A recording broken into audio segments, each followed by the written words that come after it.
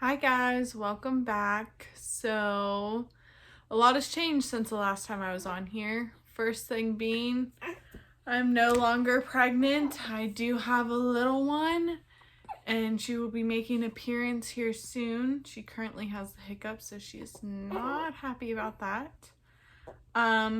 But I guess I will start with last time I left off with you guys, I was still pregnant. I did not know when I was getting induced, and I found out that I was getting induced on March 28th, which was great. I was getting induced March 28th at 8 a.m. I figured I probably would not have her on March 28th, but there's a good possibility. I know a lot of people that go in to get induced don't have them that day. I was already 3 centimeters dilated and 70% effaced, so I had that working in my favor. But other than that, nothing in my life at that time was going quite smoothly. So I figured we're in for the long haul, right? Well, we go in, we get there at 8 a.m. like we were supposed to.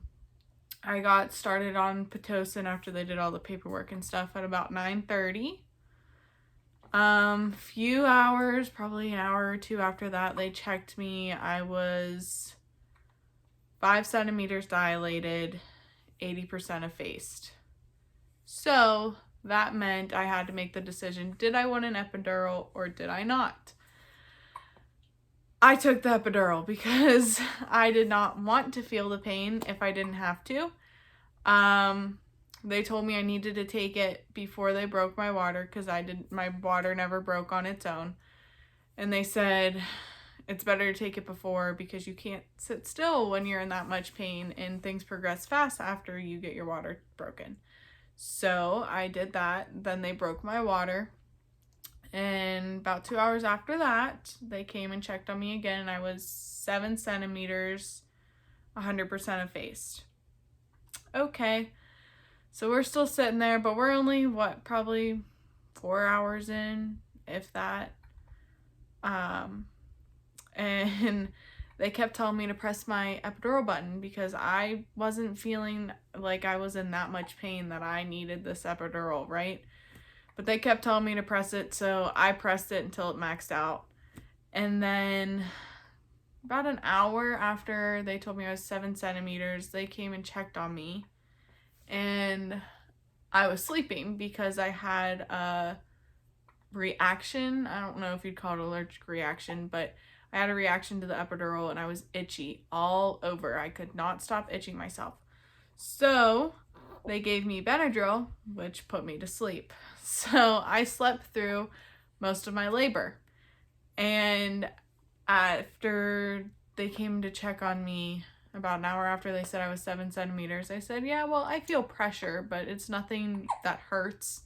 And they said, well, let's check even though it's not time. They came in, they checked, and everything moved very quickly after that because they said it was go time and I needed to start pushing. So in the delivery room, I had my mom and my dad with me. My dad left. I wanted him to leave. He wanted to leave. He didn't need to see all of that. So he left. And they got the table ready and the doctors came in and I pushed for approximately 5 minutes total and I had a baby. I will say no one ever tells you that moment before they tell you it's time to push that you're like, what did I do? What did I get myself into? Like, I just carried her for 9 months, and if you guys have followed my journey, I didn't have the hardest pregnancy, but I did not have the most easy one either.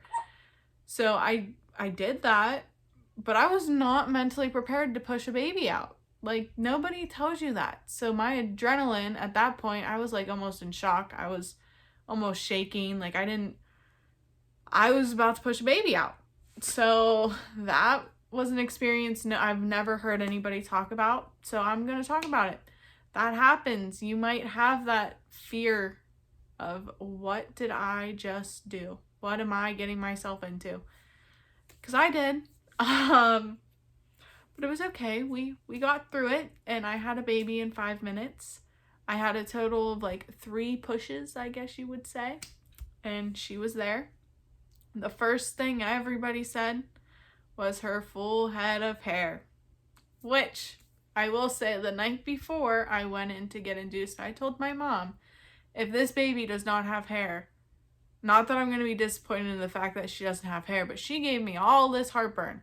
She has to have hair, or else I'm going to be very disappointed that I went through all of the heartburn to not have any hair. But she does have a full head of hair.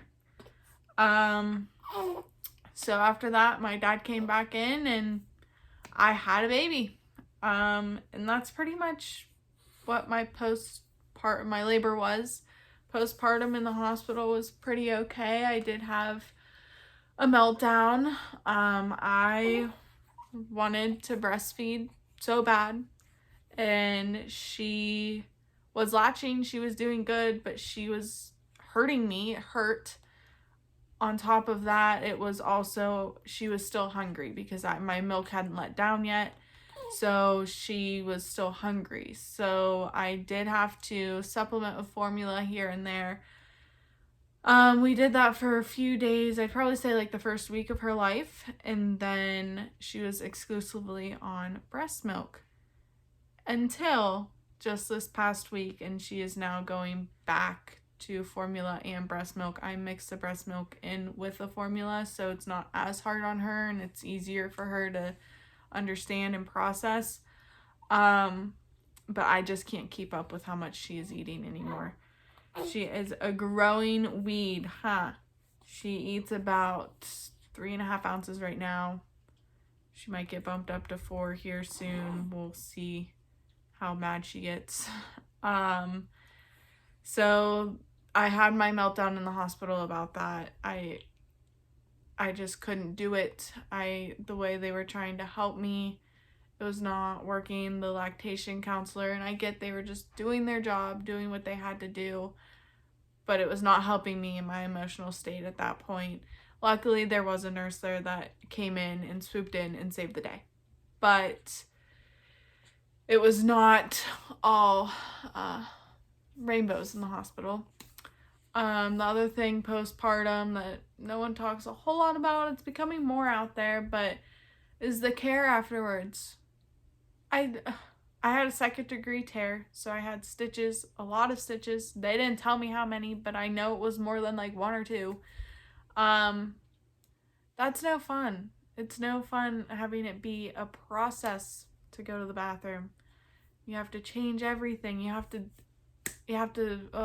it's just so much. I would go more into that, and maybe if you guys want me to, I can say my experience with that. It wasn't horrible. It was just a process, and I can tell you guys what I did, but I don't think you guys really want to hear about that. So we'll go on to the next thing. About 8 days, actually exactly 8 days after I had her, I went to the ER. We actually had someone over here visiting her.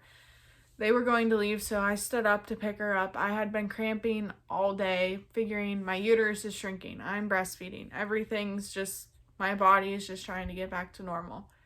Well, I picked her up. I got her. I was sitting on the couch. I was in so much pain, I had to sit her down and wait for my parents to come in and come get her. I go into the kitchen to get pain medicine, can barely walk. I'm standing over the sink because I think I'm gonna puke. I'm in so much pain. I look over to my mom. We're trying to find numbers to call. At this point, I think it was a Friday. What day was it? It was a Wednesday night, 9 o'clock, well, 8:30, whatever. Doctor's offices aren't open. I had nobody to call. I looked at my mom and I said, Mom, I don't know what is wrong, but something is wrong. So we went to the emergency room. Now, let me just say, most of the time when I go to the emergency room, a lot of the reason is I'm dehydrated. So I'm getting a bag of fluid and they're sending me home, right? And that's what I'm thinking is going to happen.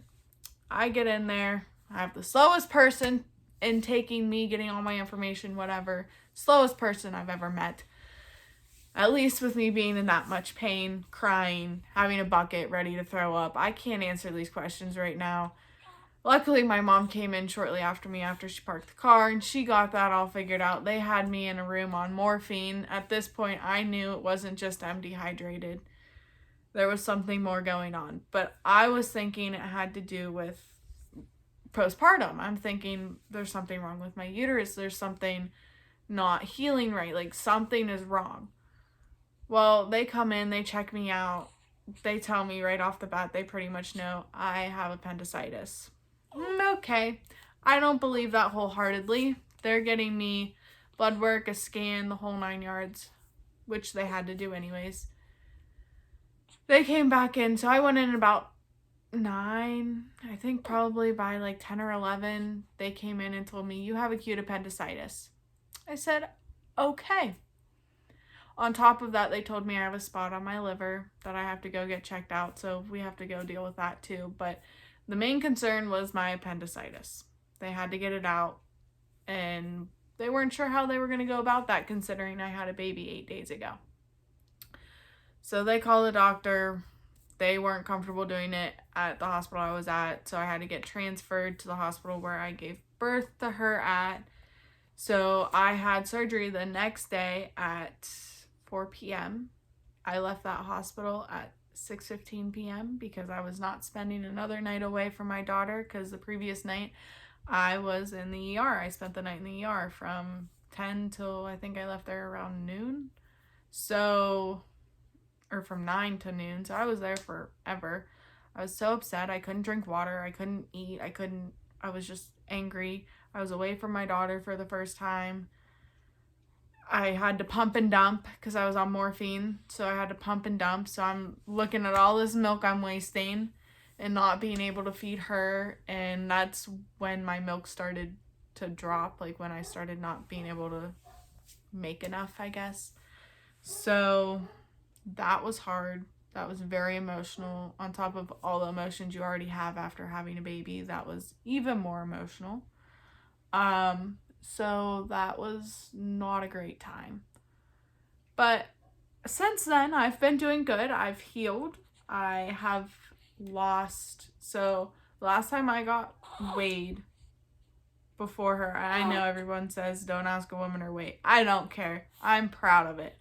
The last time I got weighed before I gave birth to her, I was 239 pounds. Before I got pregnant, I was 220 pounds. So I only gained almost 20 pounds. I am now currently 209 pounds. So not only have I lost 30 pounds, but I am 11 pounds under my pre-pregnancy weight. So I'm very proud of that. I'm not cleared to work out. I'm not cleared to do anything like that. So it's not even that. It's just my body said, you know what? We're going to make you look hot. So I guess that's what we're going for. So that's been great. She is a pretty good baby. She is a really good baby. Other than she's been having digestive issues. She hasn't gone potty. She'll go days at a time without going potty. So we're working on that. We're trying to figure that out. And when that's an issue, she is very fussy and cries. And it makes me so sad because I can't fix it. There's nothing I can do to fix it. I do all the things. I do the cycles, her little leg cycles. I rub her belly.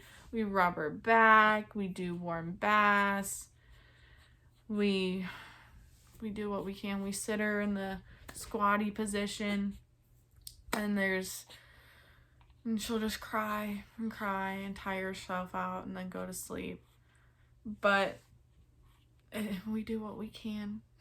I will be talking to her doctor about it and see if they can help me. I think it is just the fact that she went back on a little bit of formula now and her belly's trying to figure out what's going on. Other than that, she's been doing good. She's grown like a weed. She was a newborn when she was born, and now she can fit into 0 to 3. Her little pants don't fit. Her waist is too little. But other than that, she is doing good. I will give you her stats at birth, and then we will wrap up the video of looking at Miss Little Lainey Lynn.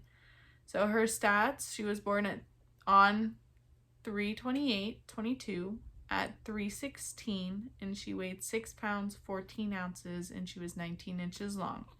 When she came home from the hospital, she was 6 pounds 5 ounces, and the very next day at her doctor's appointment, she was 6 pounds 7 ounces. And she's not been weighed since. Her next doctor's appointment is on May 2nd, so we will find out then how much she weighs, but I can guarantee you she's gained weight because she is getting heavier and bigger by the day. And here we go. We will show you. You want to say hi to all the people? Want to say hi?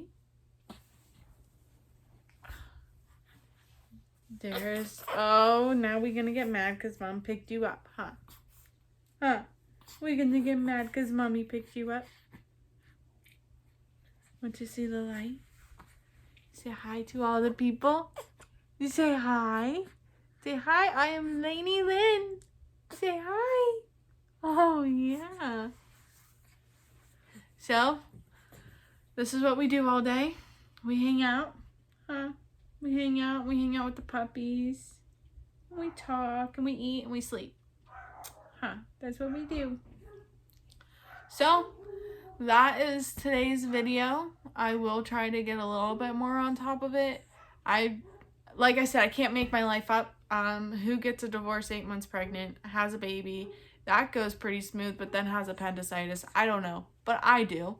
So I can't make my life up. It gets crazier and crazier by the day. So we'll just see. I did bring little Miss Lady into my crazy life, and we're gonna figure it out together, and we're gonna have fun doing it. So I will talk to you guys next time. Bye, guys.